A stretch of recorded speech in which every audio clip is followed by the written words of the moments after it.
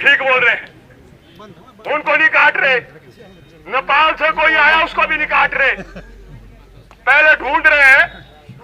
बोला हिमाचल वाला, बोला तेरा परदादा यही पैदा, बोला हाँ जी, बोला तब काटो उसको। आप जाओ, अगर मैं झूठ बोल रहा हूं तो मेरे पुलिस के जवान खड़े हैं यहाँ पर। 4 महीने ड्यूटी दिन की लगी हुई, 4 महीने कनौर में। बोला धारा 144 लगा दो। 8 बटालियन भेजी हुई, काय के लिए? एक जेपी कंपनी यहां भी पड़े है, क्या बागा बोलते उसको, बागा ही बोलते हैं, जहां पर सीमेंट प्लांट है वहां भी है। तो बागे में 4000 बीघे, कितने? 4000 सुरेंद्र, 4000 बीघे लीज पर दे दिए। किसको? मोटे पेट वाले को, मिस्टर जोड़ी के बरादरी के आदमी को। कनौर के अलावा कोई जमीन नहीं ले सकता। लेकिन जैसे आप कनौर में इंटर करोगे, ऊपर बोलते शेरपा कॉलोनी, 26 बीघा जमीन सेब लगे हैं, 26 बीघा जमीन। आगे जाओ, शोल्टू 14 बीघे जमीन सेब लगे हैं। आगे जाओ, सांगला वैली कूपा के अंदर 22 बीघा में सेब लगा है। वो तो तुमको नजर नहीं आएगा, लेकिन घंटेड़ी के अंदर है, पांगा के अंदर, कनौर के अंदर कहीं गरीब ने अपने खेत के साथ खेती कर दी, बोला नहीं नहीं खाली करो। वाह, जेपी हो गया तुम्हारा ज्वाई है, उसको कोई छेड़ेगा नहीं। भारत यूनिवर्सिटी को 400 बीघे जमीन, 26 यूनिवर्सिटी को जमीन 400 बीघे से लेकर 800 बीघे लीज पर दी जा रही है। लेकिन किसान को कह रहे हैं कांगड़ा या शिमला के अंदर खाली करो। तो बताओ मुझे, ये जेपी की सरकार है या किसान की सरकार है? जवाब दो, किसकी सरकार है ये? जेपी की। ये आगे वाले बोलते, पीछे वाले नहीं बोलते। ये पुलिस के नजदीक है, स्वाभाविक है, स्वाभाविक है। डर हो जाता थोड़ा पहले, छोड़ी पड़ी सर। हमने छोड़ी की है, पहले तो हमारे को सरकार ने दी जमीन, अब खाली करो, हम कहाँ जाएं? बिल्कुल, है ना? बिल्कुल, बिल्कुल मैं सहमत हूं उनसे, बिल्कुल सहमत हूं मैं।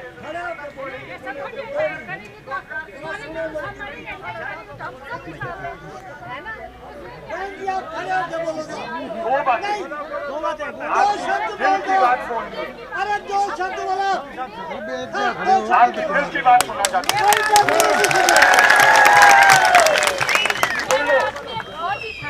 ये फौजी थे, वो मारे फौज में, वो भी मारे। आज मैंने एक बेटा है, वो भी करा मैं फौज में भर्ती, है ना? वो भी मारेगा फौज में। है एक मीना है जिसके पास 2 बेटियां हैं और 2 पोतियां हैं। जमीन बोलते हैं जमीन खाली करो, और ये क्या नाम, घर खाली करो, पानी और बिजली बंद करेंगे। अरे तुम कहाँ जा रहे हो? जब हम एक परिवार मेरा चला गया, मेरे पति मरने के बाद आज पता नहीं कितनी साल हो गई, 26 साल। एक औरत जी रही है, बच्चे मेरे बिल्कुल छोटे छोटे थे, हैं? कितने छोटे थे? जो मेरा आज फौज में वो 5 साल का था। मैंने उसको इतना बड़ा किया, एक देश की रक्षा करने के लिए। आज सरकार बोलती है कि छोड़ो, कोई जुलूस मना है, इसके लिए हम कभी माफ नहीं करेंगे, चाहे हम अपनी गर्दन लगाएंगे। मैं तो जीऊंगी तो देश के लिए जीऊंगी, मरूंगी। जब मैंने बेटा लगाया, मैं दिल्ली सेंटर में गई, दिल्ली सेंटर में मैंने लड़ाई की, मेरा बेटा फौज में लगाओ। बोले क्या खाएगी तू? मैं कहा, बोले जब तेरा पति मारा, तू एक बेटा है, तू भी इसको फौज में लगा रही है। मैं कहा जी हाँ, अगर मेरा बेटा फौज में मरेगा कोई बड़ी बात नहीं है। मैं गरीब हूँ, मेरे पास चारा कोई नहीं है। मुझे बेटे की अगर वो पैसा देगा, मेरे पति के लिए मिले थे 7.5 बीघे बीघा बीघा मिला था 7.5। उसमें मैंने आज अपना बेटे भी पा रही हूँ, पोते भी पा रही हूँ, बेटी को शादी करा दी, एक बेटी है ये। और ये आज मुझे बोलते हैं कि जमीन खाली करो, है ना? यह क्या फैसला है ये सरकार का फैसला है। ये आप समझता है जैसे मेरा तो 300 बीघा मेरा भी चला गया। आज राजा साहब होते हैं, मेरा 300 बीघा में अपना भी गया। अरे तू तो अपना घर भरा है, हम क्या खाएं? हम क्या अपने बच्चों को देंगे?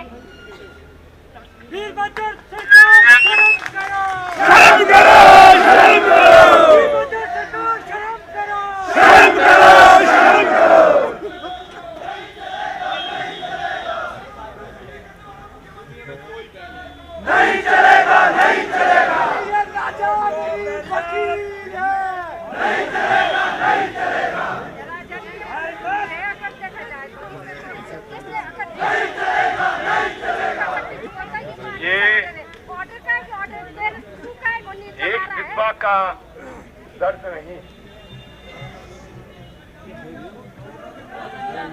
मैं आपको बताऊं, बाईनाल के अंदर, क्या नाम है, बाईनाल वाले आए हैं यहाँ पर, उस विधवा का नाम क्या है? क्या नाम है उस विधवा का? बेनी देवी। अभी 9, 10, 11, 12 को 4 दिन लगाए, एक एक पेड़ गिना और एक एक पेड़ के जो सेब है उसका अनुमान लगाया।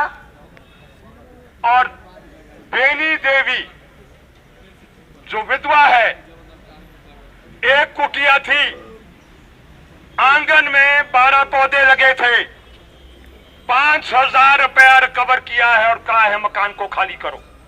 ये है सरकार।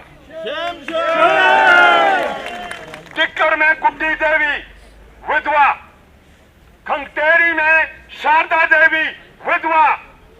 आपको और कोई नजर नहीं आता है? इनकी दिल की दर्द सही है, कुर्बानी दी है इस देश की रक्षा करने के लिए, शहादत दी, सरहद पर, और आज जब कोई सहारा नहीं मिला तो अब इनको खरीदने के लिए आगे शर्म करो। इससे बड़ी शर्म की बात क्या होगी? एक नहीं, हम यही कहने आए हैं, हजारों हजार गरीब दलित परिवार के और दूसरी जातियों का जो गरीब है उसको प्रताड़ित तुम कर रहे हो।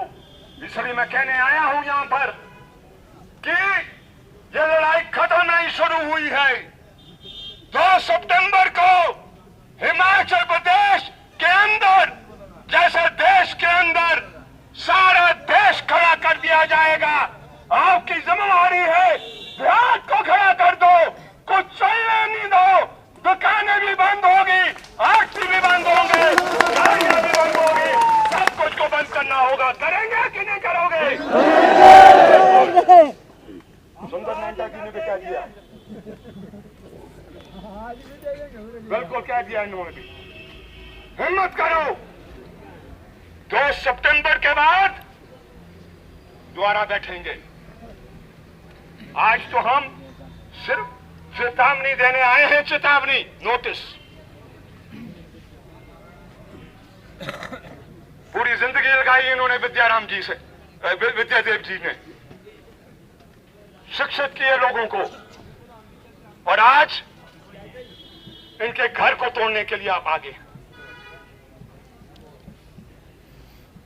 सीजन खत्म होगा, घास की कटाई, हिमाचल के कोने कोने में जो किसान एक गाय पालकर अपना जीवन यापन चलता है, सोच का महीना खत्म होगा और उसके बाद वो लड़ाई शुरू करेंगे जो कभी सरकार ने नहीं देखी। तैयारी अभी से करो, तैयार है कि नहीं है? बिल्कुल। अगर पीछे हट जाएंगे, ठीक है, लेकिन अगर नाप नपाई जारी रखेंगे, बिजली पानी काटने का काम जारी रखेंगे, रोको जब तक रोक सकते हैं, नहीं रोका जाएगा तो सोच के महीने के बाद ऐसे लोगों को खाड़ने का काम किया जाएगा, चाहे जो मर्जी हो सरकार में हो, उखाड़ा जाएगा, नहीं रखा जाएगा, किसान नहीं उजड़ा जाएगा, लेकिन सरकारों को उखाड़ के फेंक देंगे। फेंकेंगे कि नहीं फेंकेंगे? आज बोले तो आज नहीं, अभी टाइम देने आए हैं हम यहाँ, अभी नोटिस देने आए हैं। क्या पता वो जो दिल हो गया है अब मानवता का हो गया है, बोला गरीब नहीं उजड़ना चाहिए, बोला अब अमीरों का नंबर लगाएंगे, देखते हैं कितने अमीरों का नंबर लगता है कल से। एक आधा अमीर भी करो, सड़क पर लाओ ना एक आधे को भी, हम भी देखें फिर कैसे उसके दिल में तड़पान आता है, गरीबों को तड़पाने की सरकार है। इसलिए दोस्तों, जैसा मैंने कहा, लड़ाई जारी रहेगी। बहुत बातें कहने नहीं आया आज मैं, लेकिन अपनी बात को समाप्त करने से पहले आखिरी बात कहना चाहता हूं, जिसमें सुंदर नैंटा जी की मदद से रोडों में जाम लगाए गए, किसानों को की एकता को कायम करने का काम किया गया, तो कुछ सरकारी वकील, सरकार की भाषा बोलने वाले लोग आ गए, बोला यार रैली तो बंद करो अब। मैंने कहा क्यों? अनूप राम जी आप ही सुन लो, है? मैंने कहा क्यों करनी बंद? बोला बस अब देखो तो सही। मैं कहा क्या होने वाला है? बोला देखो तो सही, अब मजा देखो। मैंने कहा बताओ तो सही। ठहर जा, तू जिंदाबाद मुर्दाबादी करता रहेगा, कभी हमारी बात भी सुन ले। मैंने कहा चल चुपके से बता मेरे कान में। बोला सरकार रिव्यू पिटीशन फाइल कर रही। मैंने कहा वो क्या होती भाई? बोला पूरी ताकत के साथ कोर्ट में जा रही है। मैं कहा बंदूकों के साथ? बोला नहीं। बोला बंदूकों की जरूरत नहीं है। बोला ढेर किताबें देखी मैंने कहा काई की? बोला मोटे मोटे कानून सारे लेके वहां पर एडवोकेट जनरल के दफ्तर में लगे हुए। मैं ढेर लग गया। बोला जितनी मस्ती होती है उतनी किताबों का अध्ययन हो रहा है। बोला बड़ा धमाका होने वाला है। मैं कहा कब होगा? बोला 26 जुलाई। मैं कहा 26 जुलाई का मैं लिख लूं? मैंने भी वहां पर अपने कैलेंडर में गोल निशान लाल से कर दिया 26 जुलाई। 26 जुलाई की शाम को पता किया। बोला भाई बड़ी तकड़ी बहस हुई कोर्ट में। मैं कहा क्या ऑर्डर? बोला सोमवार के लिए रिजर्व कर दिया गया। मैं कहा रैलियां बंद? बोला बंद कर दे तू। उस पिटीशन की कॉपी को हम किसान के घर घर में बांटेंगे। पता है पिटीशन में क्या? ये भजनदास जी बैठे हैं? नहीं आए नहीं, मेरे ख्याल भजनदास जी आए। पिटीशन ये घनश्याम मांटा जी ने लाई है। 4 पेज की पिटीशन की कॉपी। क्या तर्क दी गई कोर्ट में? बोला जनाब चीफ जस्टिस साहब, बोला हमारी सरकार की नीति थी।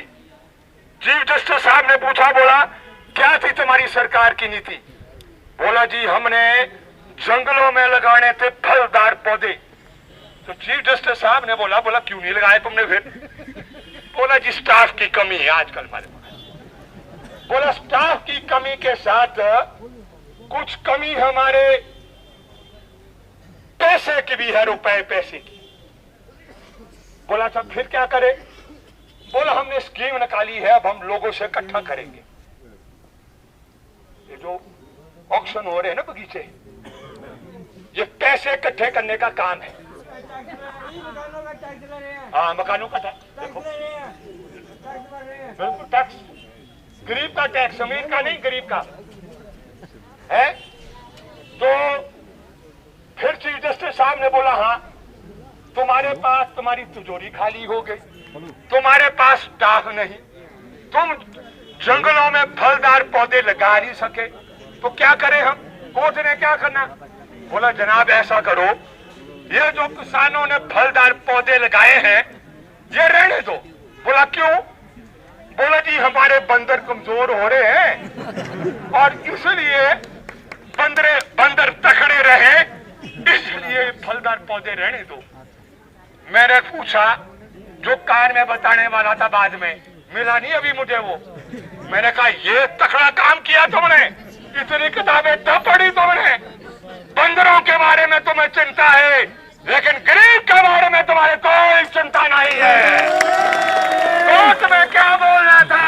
1980 का कानून अनुमति नहीं देता है, इसलिए डॉक्टर साहब ने सही कहा, अगर इसका हल निकालना है, परमानेंट निकालना है, 1980 के वन संरक्षण कानून में संशोधन लाना पड़ेगा, संशोधन। तब जा रहे अभी हम दोनों को मिलने, कह दिया है टिकंदर ने खत्म करो। आखिरी बात यही कहने जा रहे हैं, दोनों सीधे जाएं, कल हेलीकॉप्टर एनीटेल में बैठता है, वीरभद्र साहब भी और धूमल साहब भी। ये छोड़ दो कि किसने सेब स्कूटर पर ढोए, ये छोड़ दो कि कितने थप्पड़ किसको मारने, ये वाला काम छोड़ दो, इकट्ठे जाओ दिल्ली। किसके बाद जाना है?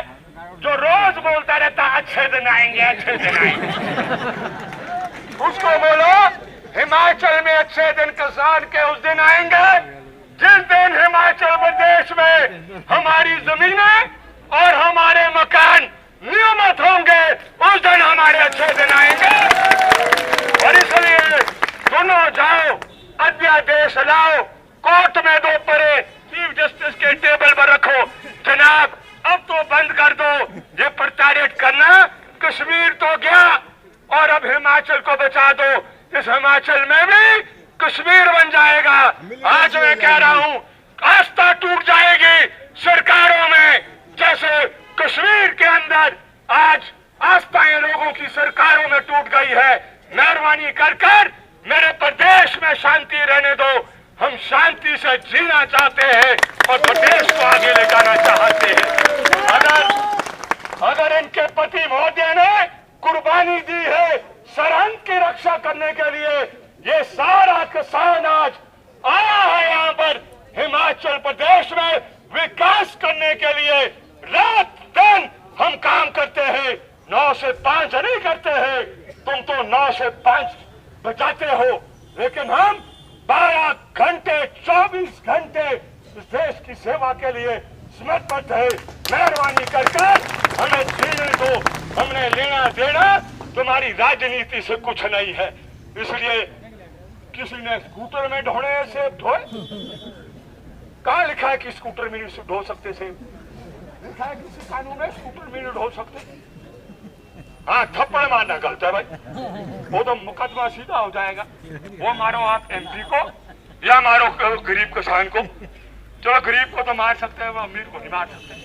अभी दुआ को भी मार सकते हैं, तो उनकी सेटिंग करेंगे। इसलिए दोस्तों, यहाँ से जब वापस जाओगे हिम्मत के साथ जाओ, जैसे इन्होंने खुल के अपने दिल की बात कही।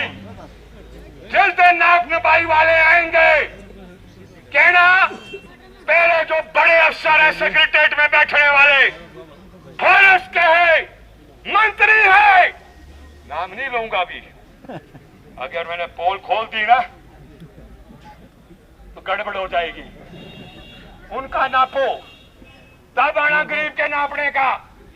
बिल्डिंग उखाड़ो सरकारी पहले, उनका बिजली पानी काटो, फिर काटना मेरा नंबर सबसे बाद में लगेगा। पहले मोटे मोटों के नंबर लगा के दिखाओ, तब हम तुमको मानते हैं कि तुम शेर की पुष्ट हो। ज्यादा ना कहता हुआ हिम्मत के साथ जाना, 2 सितंबर की तैयारी करना, करोगे कि नहीं करोगे? जानता तो हिमाचल प्रदेश को, सरकार को बता दो कि किसान टूटता नहीं है, मरता नहीं है, जिंदा रहता है और जिंदा रहकर तुम्हारा मुकाबला करेगा। इन्हीं शब्दों के साथ इनकलाब जिंदाबाद।